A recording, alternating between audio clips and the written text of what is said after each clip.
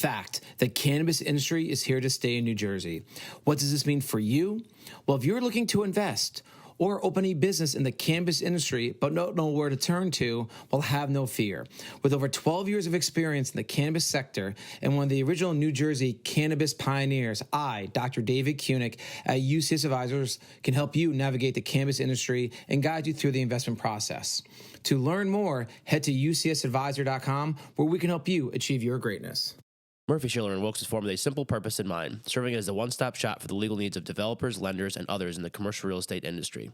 Based in Newark, the firm's attorneys represent clients in the most complex real estate transactions and land development proceedings, as well as property taxation, environmental and real estate litigation matters, and in the acquisition, sale, and leasing of all real estate asset types throughout the country. Their attorneys have broad private and public sector experience coming from top national law firms and high-level governmental positions. Through the development of individualized client-focused strategies, their team works tirelessly to create a blueprint for success and advance their clients' interests in every matter. To learn more, head to murphyllp.com or give them a call at 973-877-6984.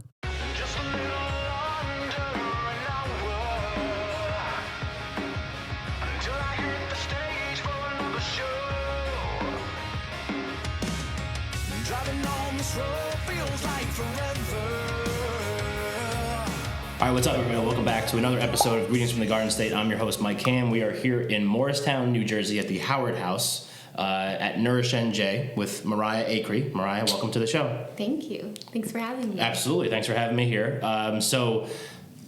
Also, happy Halloween, because we're recording this on Halloween. I do have some candy over here. Yeah, I appreciate that. If you want. Yeah, well, after probably the second segment, we'll need a little sugar kick, yes. You know, to get us through the rest of this. Keep the momentum going. Exactly. Gotcha. So we met at Glenbrook.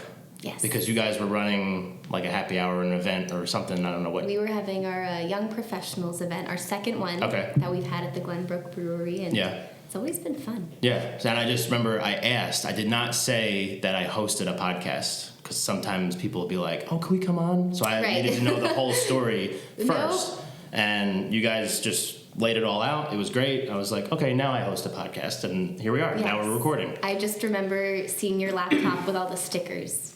Yeah, we've added stickers since then, and like some have been covered up. Quite the collection. Yes. Yeah, well, like a lot of guests, a lot of former guests. There's some future guests on there too, but you gotta support. Yeah, maybe we need to make some stickers. I think so. Stickers are great. Everybody likes a sticker. Yeah. Okay, so I think just so people know, what is your role here at Nourish? Do I say nourish.NJ or do I say nourish.NJ? So we call it nourish.NJ. Okay, so I'll say nourish.NJ. You don't have to add the dot. But we do appreciate if you add the dot when you write it. Right. Also, a lot of people think that the N in nourish is capital, but it's lowercase. Oh, all right. Okay. Just so you know. Because I definitely capitalized it on my notes, but I'll make sure I think we'll fix it. No worries. Nobody sees these. So, okay, what's your role? So, I am the development and communication. I just messed that up. Sorry. It's okay. So, I am the development and communications associate here, and so I do our marketing and really so many different things. Anyone in nonprofit will tell you. We've got our hands in all different places at once. Yeah. But I love to speak about what we do, and I'm really happy to be here today. Awesome. All right. So let's do broad definition. What is Nourish.NJ? Okay. So Nourish.NJ is a nonprofit organization that creates, and this is important, lasting solutions to homelessness, hunger, and poverty. Currently, we have our location in Morristown, but we are in the process of expanding to serve a lot more people, thousands more people all over the county. And our programs and services are really designed not just to help people cope with the issues, which are very broad, of homelessness, hunger, and poverty, but actually get to a place in their life where they are overcoming them. And we don't want people to just survive. It's so much more than here's a meal. We do offer fresh, free meals every single day. But this is the entry point to our other services, which are customized for each person that comes to us. And we offer different supportive programming that addresses housing issues, so preventing eviction, helping people locate safe and affordable housing, helping people locate sustainable and, helping people find employment opportunities, and also even prepare for employment opportunities, whether that's, practicing interview skills or helping people get an outfit to wear to an interview. Right. Our approach to the work we do is extremely individualized and dynamic, and we have a wonderful team of outreach workers that are social workers that work one-on-one with our guests, and just we meet them, wherever they're at, and help them to help themselves overcome whatever the implications of hunger, poverty, homelessness, whatever is showing up in their life. Yeah, I think that was the best broad definition of any place we've been at since I've been recording this. I'm glad to hear that. Podcast. Yeah, it's you probably spent some time preparing that, no? Or just was that off the top of your head? I love to talk about this. I love to talk about what we do. Yeah. Because really, at the end of the day, we do everything that we do because we really care about our community. We just want to support people in helping themselves, and I'm careful about the way I say that because we're not helping people directly. We're helping people help themselves. Yeah. I guess it's like the give a man a fish. Exactly. Kind of thing. And I've used that analogy. Actually, I used that analogy at a school recently. And if you look at the traditional model of like soup kitchens, which we did start as a soup kitchen. Yeah, because it used to have a different name. Yes. Right. So we used to be the community soup kitchen of Morristown, but we're really refraining from even saying, "Hi, we're Nourish.NJ." We used to be the community. We are heading in a new direction and really straying from the traditional model of, really dealing with poverty. If you look at the Great Depression era, which was the dawning of soup kitchens, it's people would come for a meal, and that was helpful, 100%. Right. But there is so much more there's so much more that goes into actually creating solutions to these issues. You can give a man a fish, right? He'll eat for a day. Yeah. But if you teach him. Right. Or you offer supportive programs that will allow him to, excel in certain areas and fill in the gaps where there are issues, or where there is a lack. There's a lot of people that come to us that, most of them are employed. Right. And most of them are housed. But, that might be a broad statement. I want to circle. I want to rewind that. A lot of the people that come to us are employed, and a lot of them are housed. But the reality is that in New Jersey, this is a very expensive state to live in. Obviously, right now, inflation is skyrocketing, and prices of everything, essentials, just costs of living are going up so much that for people that are on or below or even just slightly above the poverty line, which it's very easy to be in that realm. Right, especially living in New Jersey. Exactly. It's tough. Yeah, and I'm sure, obviously we love the Garden State. But it's not cheap to live here. It's not for the faint of heart to live around here. No. So, we really want to just be there to help fill in the gaps. Sure. And help people when they're faced with really difficult choices like, okay, do I pay the rent this month or put food on my table? Right. Do I pay for the heat or do I pay to, contribute toward a medical bill that I'm trying to pay off? Yeah. So we help people fill in those gaps in very individualized ways. Right. So when it was, we won't say it again, but the original name. Yes. How long ago was that? We're going to do a little history lesson for everybody. So how long ago was that started? So how long has Nourish.NJ been a thing? So, we started as the Community Soup Kitchen in 1984. I didn't want to say it because I thought we were moving away from Community Soup Kitchen. We are moving away from Community Soup Kitchen. Loud and clear. Yeah. But we did start in 1984, so we're going on 40 years. And throughout that time, we have been just constantly adapting and trying to find ways not just to meet the need that we're seeing, but to address that in a way that really goes beyond just the basics. Right. And that really has led us to where we are today. Yeah. We changed our name in 2018. 19, okay, so that's 18. Still 18. Yeah. Yeah, still recent. Yes, Yeah. and a lot of people are still adjusting to that change. And it's a lot more than a name change, because the name change just really embodies the approach that we're taking in really challenging the modern, or what is currently the modern day approach to dealing with these issues. Yeah. So started in 1984, and then over time, I would imagine. So when they started in 1984, was it like just a straight up soup kitchen? Was that the vibe then? Yes. So very, very different. Yeah. Very different to what we do now.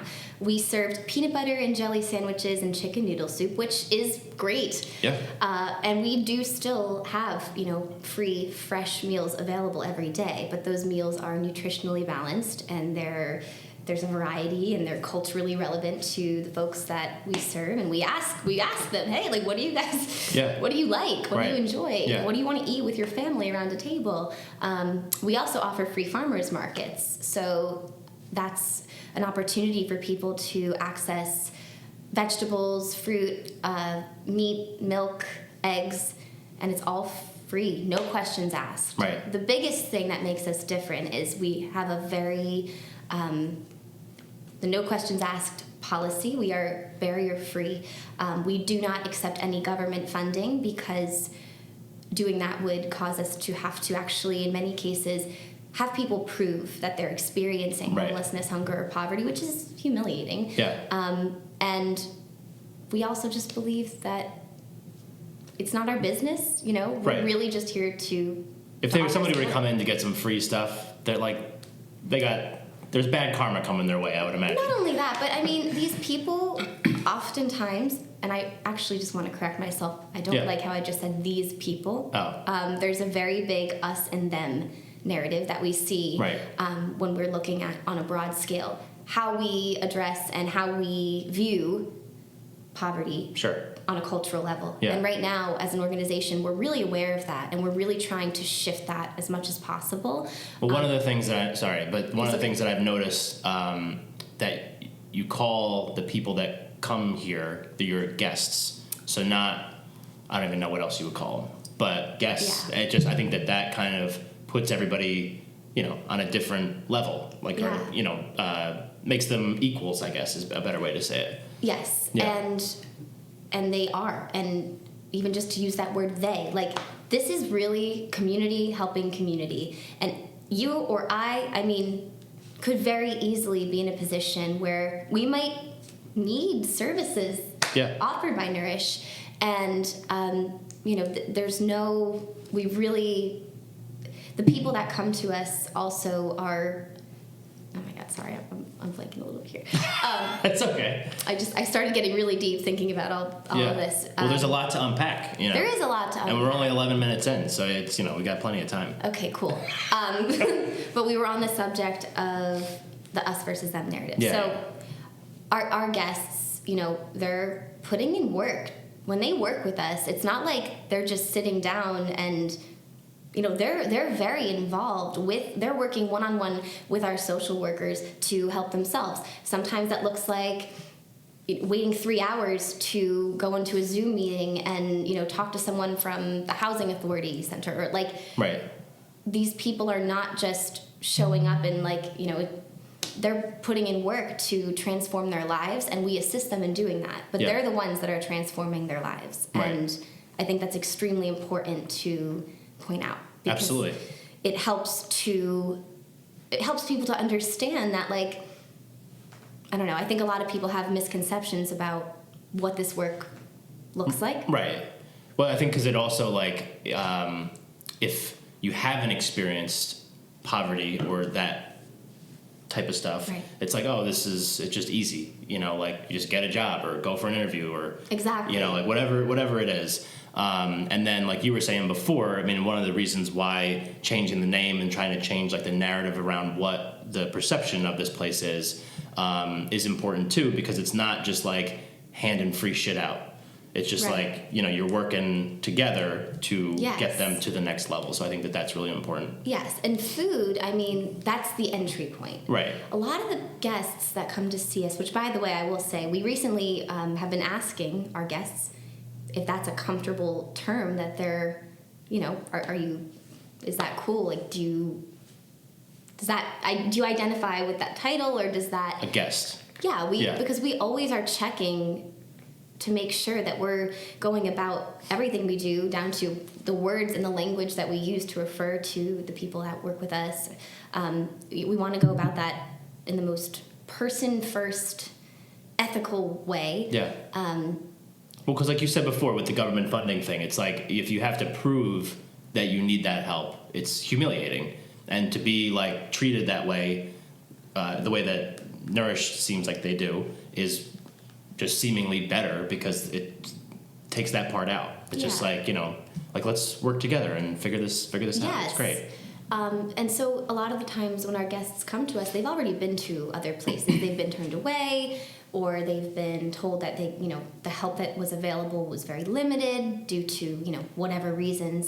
And by the time they come to us, a lot of the time it's like they've been through a lot.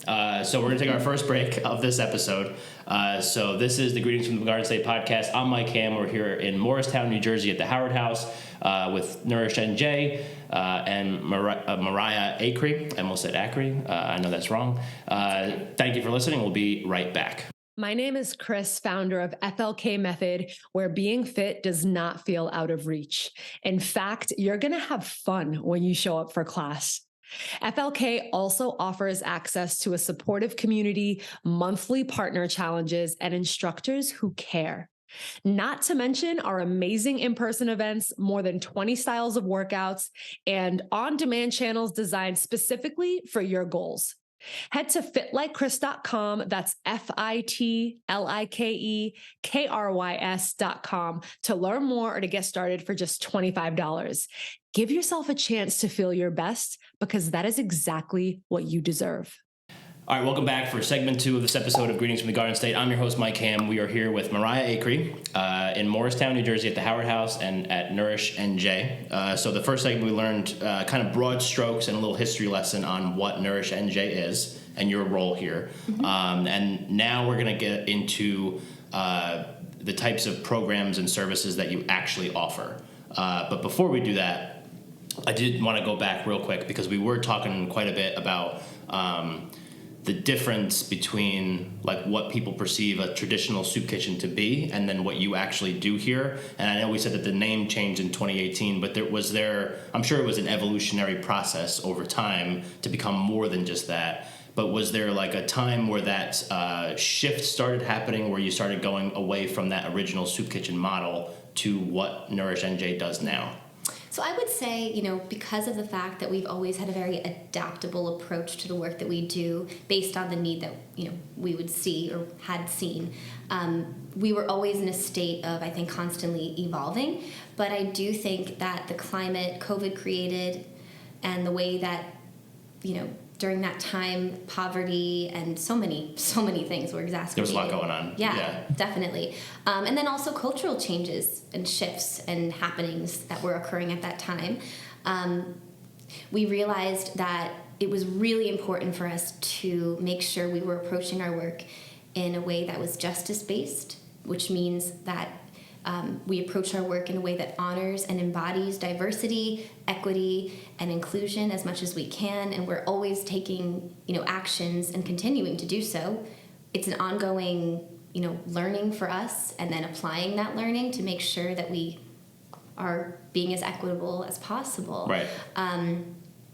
But I think also we want to make sure that we're approaching our work in a way that it's person first. We're looking at those who come to our doors as people. We don't say homeless person. Right. Because to be homeless, to have the experience of homelessness says absolutely nothing about a person's character or being. Yeah. And we're really passionate about that. So I think, really definitely during that crazy COVID time, there was a big shift. But we had been always shifting. Yeah, it's an evolution. Yeah. Of course. Okay, so through that evolution, obviously but the services and programs that you offer would also be evolving over time as well. Definitely. So, like we said, originally very straightforward peanut butters, sandwiches, and chicken noodle soup. Yeah. And I mean, that's like 50% of my diet right there, but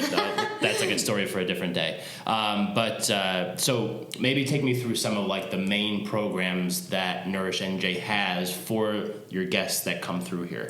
Yeah, absolutely. So I did touch on this a little, but we do have our food services as our entry point. Our guests come to us for free fresh meals and also our farmers markets. And are those available like daily?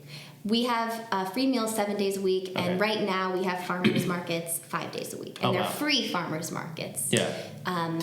So are you like partnering with farmers to do this, or is it kind of like a farmers market style? It's like farmers stuff's market out. style. We do have some partners. We've partnered with organizations before that have grown their own food, but we Gotcha. partner with different grocery stores and things like that.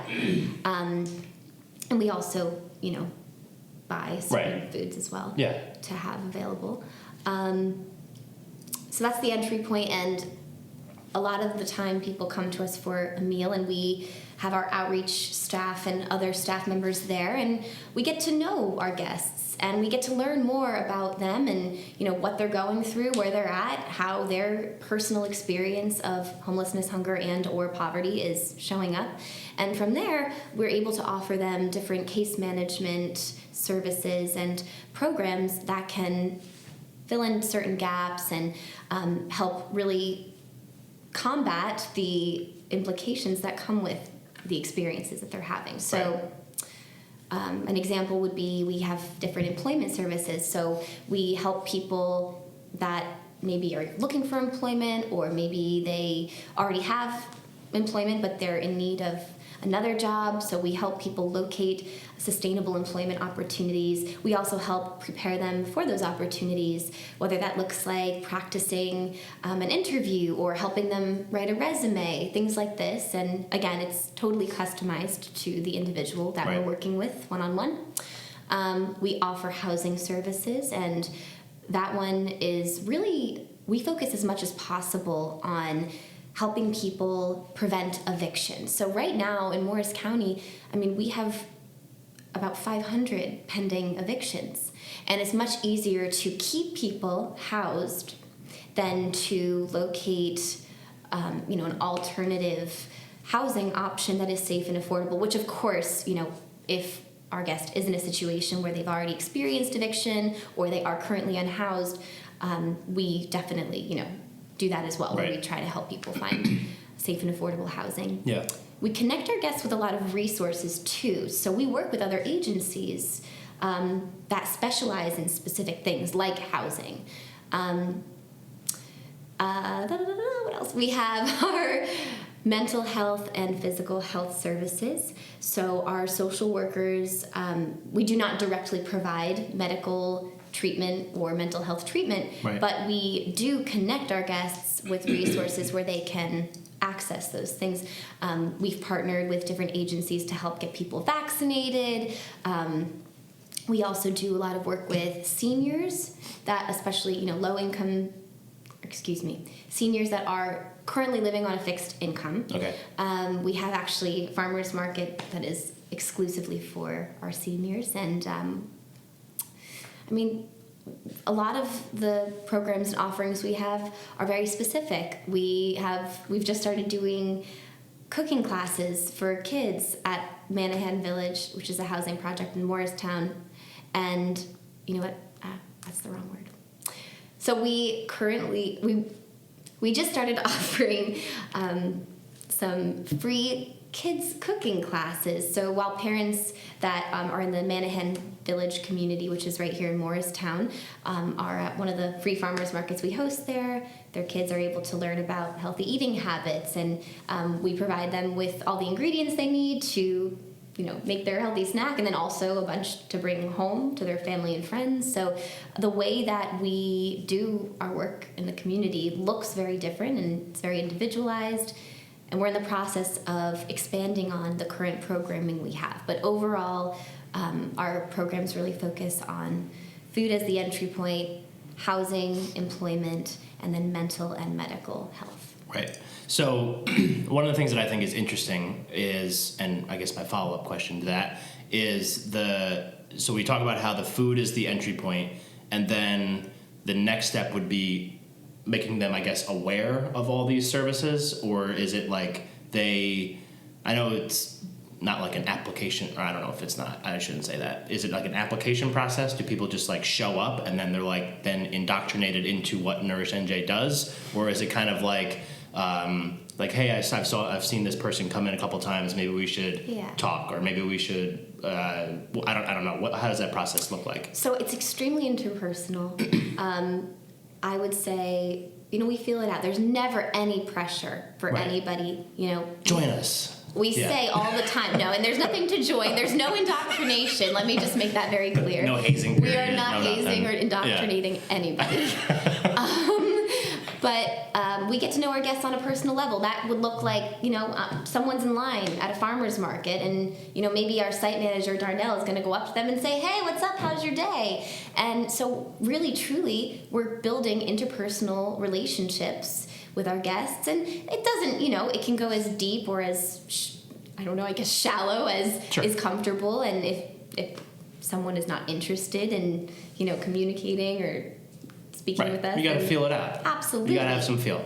But we have our social workers, our outreach team members that are always there, and maybe someone goes to get a meal and says, hey, I've come here a few times, and that interpersonal interaction allows them to feel safe enough to say, I'm really needing some help right now with preventing eviction, or I'm really needing some help right now with finding a job that is, sustainable. Maybe they had a temp job, or there's so many different scenarios. Yeah.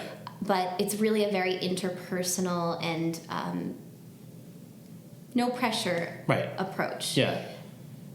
What usually happens is, as our guests get to know us, they are more comfortable and they can ask for, additional services. Right. Sometimes it takes some time, of course. Yeah. So I know, because we talked about this earlier, and I don't think we're going to share like specific stories. I know that there is a place where people can go to hear some of those stories. Is that correct? Yeah. So we, as an organization, recently, just in kind of this overall initiative to be approaching our work from the most ethical place possible, realized that, we really don't have the right to tell our guests stories.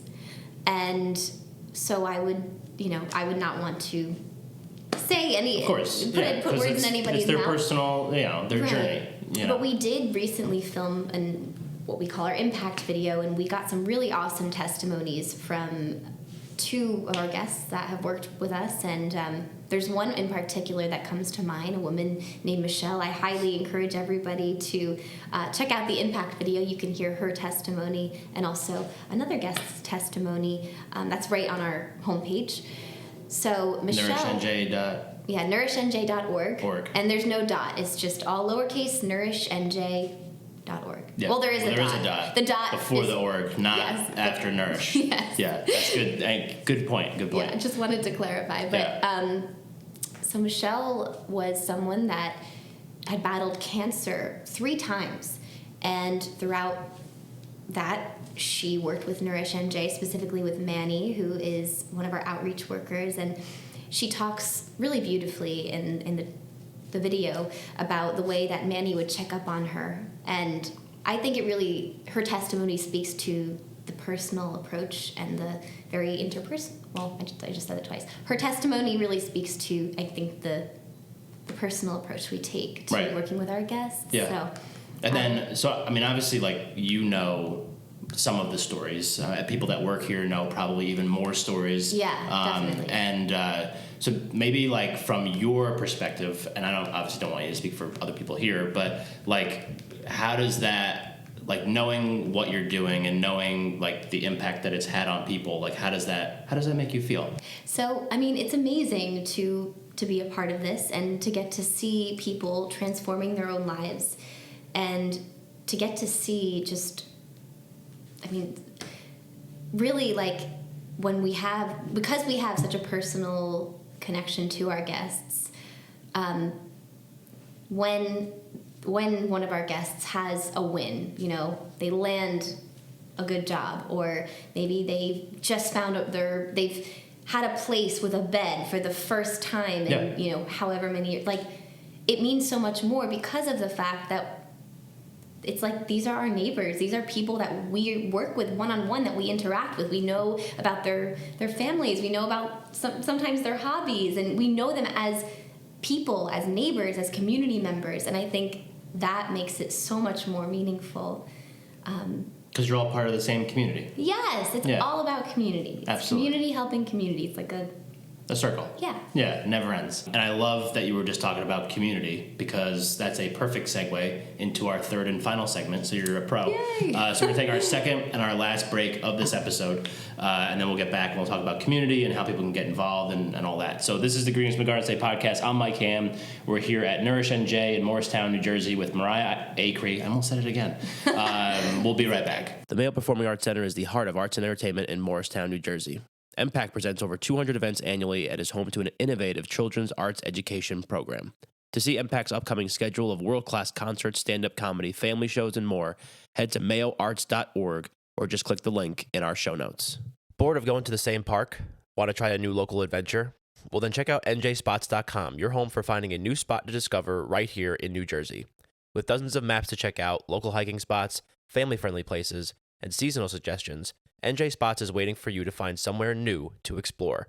That's NJspots.com. All right, welcome back to segment 3 of this episode of Greetings from the Garden State. I'm Mike Ham. We have been here so far and continue to be here in Morristown, New Jersey at Nourish.NJ with Mariah Acree. Got it that time. Third time's the charm. Yeah, we finally did it. Well, actually, it's the 5th time because I introduced you and then introduce you again in the intro and the outro. That's okay. But we're still on one hand. It's true. Yeah, I got one more time to mess it up. But anyway, so first segment we kind of learned a little bit about broad strokes definition of what Nourish.NJ does, a little bit of history. Second segment we learned a little bit more about the actual offerings and kind of what that process looks like with your guests and the people that work here. Yep.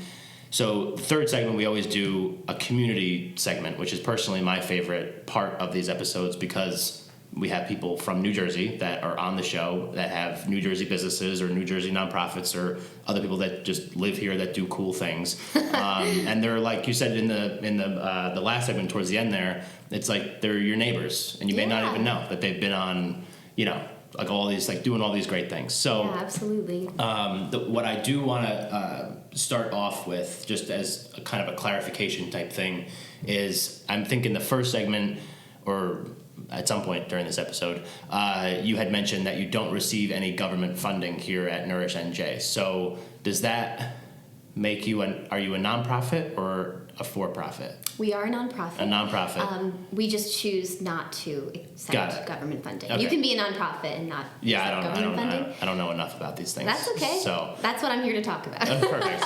Thank God I came here. Yeah. All right. So don't accept government funding, but are a nonprofit. And then, so how do you? How do you keep the lights on here and keep the place going? So again, we are mostly community funded. We don't accept the government funding because we want to operate as a barrier-free community resource. We don't want to have to turn anybody away, and we don't want to have to interrogate people and ask them questions and make them prove that they're experiencing homelessness, hunger, and or poverty. We receive most of our funding from our community, whether that's individuals, which a large portion is from individuals, but also from other partners in our community, whether that be corporations or local businesses, foundations, things like this. So, but really our community, individual donors make up a lot of the funding that we receive.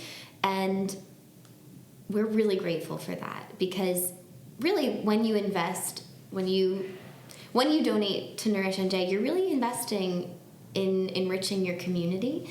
And you're investing in a resource that is available to anyone that comes to our doors, including you. Right. Like if God forbid something happens and you are in need of programs and services that can, help fill in the gaps, like we're here. That's why we exist. Yeah. And the fact that it is community funding community or community helping community, right. excuse me, allows us to operate that way, which is really cool. Yeah, absolutely. So is there like if let's just say someone listening to this is like, hey, I want to donate. Like what does that process look like? Do you just like go on the website and put your credit card in and boom, you're done? Yeah, so there's different ways you could do it, Okay. but and that is one of the ways. Right, so the easy way. Yeah. Yeah. So if you go to nourishnj.org/donate.html, our donation link is there. You can also, of course, send in a physical, like a check, and that information is on our donation page online. It's also available on our website. But really, right now, I think the best way for people to help is taking a small amount and contributing that consistently. Maybe instead of, maybe you give up one $7 latte from Starbucks a month, and when many people in the community come together and give just a little bit consistently like that, first of all, inflation is tough for everybody. Sure. So this is a way that is accessible for anybody to really help make a tremendous impact. And then when people come together and it's that small amount, but it's consistent, like that can really, really make a powerful difference. And it's a way that also is, of course, accommodating to the donor. Right. And then are there ways, because obviously, like you said, that's an accessible way for people to get involved on a financial level. Mm-hmm. But there are, I think we talked about volunteers. So are there ways to support beyond simply donating? Yeah, we do have volunteer opportunities both on-site and off-site. The only reason I mentioned donation first is because the fact of the matter is, with inflation, we're seeing right now over 30% more people coming to us, to our doors, and we know that number is going to continue growing, so there's a really urgent need. And in order for us to really be there and be available and be able to offer these programs and resources to our neighbors, we do need funding. Right. So I mentioned that first. But we also have the volunteering opportunities, and there's a really nice broad range of ways for people to get involved. We have like meal kits that people can create and different care packages, things like that. And then we have volunteers all the time at our free farmers markets that actually help us distribute produce and everything that we give out there, as well as people that are coming to help us distribute meals. Right. And all that information is available on our website, nourish.NJ.org. Yeah. Specifically, the How to Help page. Right. We're going to keep hammering that website for the rest of this episode. Yes. And also, I think at the beginning, we mentioned when we met, that was a young professionals event that Nourish.NJ was hosting. Mm-hmm. What is that? And do you do other events similar to that to try to raise awareness within certain communities? So yeah, our young professionals event, that's something we've done. We've done a couple, and we're still kind of getting started. But our intention with that is really to get younger people, young professionals involved in giving back to the community and getting their colleagues involved and maybe their different organizations, companies, whatever. Because like I was saying before, when we do come together as a community, that's really, really powerful. And when a lot of different entities come together, that's like really, really, really powerful. Right. And that's what we need right now. So that's awesome.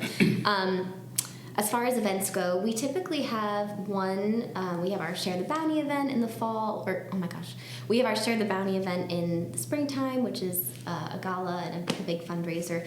Right now, we don't do a whole lot of community events. We did just have our Walk for Nourish.NJ, which was a satellite event. By the time this airs, it'll be after the fact. But What's the date on the walk? We did walking remotely from October 8th to the 23rd. So of October. Mm-hmm. Okay. So people could walk from wherever they wanted. Got it. It was a peer-to-peer fundraiser. So anyway, but once we have our community hub in Victory Gardens, which right now it's looking like summer 2023, that will be, of course we're not we're not sure. Anything could happen, but that's what we're looking at now. Having that community hub is definitely going to allow us to have more like one-on-one interaction with our community, and we're really excited about that. Yeah, so there will be more to come with that. Yeah. All right. So my last question, I think, is the community side of it. Like guests that come through the programs that nourish.NJ offers, and let's say that everything goes great, they get the job, they get the house, they get the whatever, and like they're kind of back on their feet and doing their thing. Do you see people that, I don't know, graduate or get to that level? Are they continuously, like, do they sometimes come back and remain part of that community but on a different level? That's a really good question, and I think the answer really varies. It's a case-by-case basis. Sure. We've absolutely seen guests transform their own lives and get to really much better places in their lives. And the extent of that, of course, is going to look different for everybody depending on what they were experiencing before visiting and before starting to work with us. We do check in with our guests even after.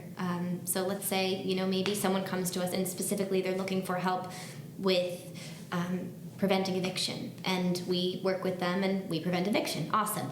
We still check in to see, how they're doing. Is there anything else that you need? We really, really, really we care. And so our outreach team is amazing. I don't even know how they do it, but they always follow up with our guests to see if there's anything more that they can do. We also have guests that actually end up, and we're starting to incorporate this more. We've had guests come volunteer even, and potentially we're going to have even more opportunities for that. So our guests always, we hear all the time guests saying that they want to give back because they benefited in some way, of course on their own accord, and totally on them. But they see the value in the work that we do, and they want to be a part of it. So we're always looking for ways to make sure that they can be. And even I hate to say they, because I feel like, well, it's hard to address a group of people without saying they sometimes, so I totally get it. But no, I think that's great, and I think that goes back to originally what we were talking about, the whole it's people first, person first. The community idea and all that kind of stuff. And I think that is really like the main takeaway is like the misconceptions that people may have about like a soup kitchen, in air quotes, if people are listening to this. And then what actually goes on here is just different. It's not what you think. A soup kitchen or even a food pantry. A lot of people think that we're a food pantry, which we're not, because we don't. We do have, of course, some perishable things. So we have, if anyone needs like a snack or our site manager Darnell literally has snacks for the kids that come off the bus. So we do have some perishable things, but we don't do a lot of food pantry things, even though people think that. And there's also, not only is there a misconception with the traditional soup kitchen model and compared to what we do, or the food pantry model, there's also a misconception, I think, with what homelessness, hunger, and poverty looks like. It looks like someone that's sitting next to you in a coffee shop. A lot of the time, people are going through this and they don't talk about it, or maybe it might not look exactly like what we think of in our heads when we think of the word homelessness. Right. It's a lot more common than people think. And these are everyday people, moms, dads, people that have jobs, people maybe sometimes that have multiple jobs. So I think there's a lot of misconceptions with poverty and with how that looks in New Jersey and with the way that we go about dealing with that. And I'm just happy to be a part of an organization that's trying to, kind of tackle both of those misconceptions. Right. Change the game a little bit. Yeah, absolutely. Yeah. Absolutely. Absolutely. So, okay, great. This episode has been amazing. what we're going to do now is make sure that we hit the link again, nourish.NJ.org, so people know where to go to learn more. But on social media channels, what should they be searching for? So it's just our same name, nourish.NJ, all lowercase. We are on Instagram and we are on Facebook, and we are active on both. We're also on LinkedIn. So cool. Yeah, those three are the best ways to keep in touch. You can also sign up for our newsletter and receive emails from us, and that's on our website, nourish.NJ.org. No dot between the nourish and the NJ. Yes, just there is the word. a dot after NJ. Yes. Traditional website address. Yes. So I'll make sure that I put all those links and social handles in the show notes, along with greetingsfromthegardenState.com, which is obviously the website for the show, which you can find all of our episodes there. Mariah, thank you so much for doing this with us today. This was great. Thank you. I really appreciate it. I'm glad we finally got it. We had to reschedule a couple times, but I'm glad we finally got it on the calendar. Me too. And yeah, no, it's awesome. Yeah, thanks so much for letting me share today. Absolutely. No, I appreciate you coming on. So for everybody listening, just to recap, this has been the Greetings from the Garden State podcast. I'm Mike Ham. We were here in Morristown, New Jersey with Nourish NJ and Mariah Acree. Boom, got it. Thank you for listening, and we will catch you next time.